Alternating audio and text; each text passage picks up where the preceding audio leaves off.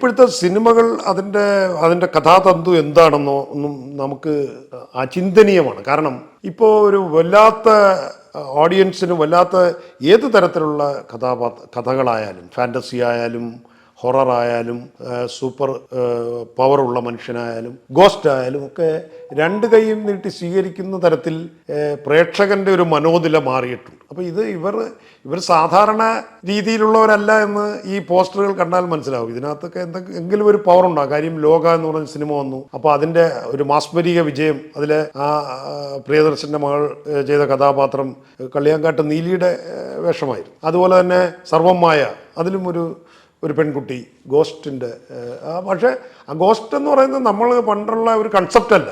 അപ്പോൾ ഇത് ശാരീരിക സൗന്ദര്യവുമായി പോലെ ഇരിക്കുന്ന മായയാണ് നമ്മൾ ഈ പോസ്റ്ററിൽ കാണുന്നത്. അതിൻ്റെ പിന്നിൽ ഒരു രൗദ്രഭാവവും ഒക്കെ ആവാഹിച്ചുകൊണ്ടൊരു ചെറുപ്പക്കാരൻ, ഇതിനെല്ലാം നേരെ അഭിമുഖീകരിച്ചുകൊണ്ട് മോഹൻലാൽ. അപ്പോൾ പ്രേക്ഷകനും ആരാധകർക്കുമൊക്കെ ഒരു പ്രതീക്ഷ നൽകിക്കൊണ്ടാണ് ആശീർവാദ് സിനിമാസ് ഈ ഒരു പ്രോജക്റ്റിലേക്ക് മുമ്പോട്ട് പോകുന്നത്.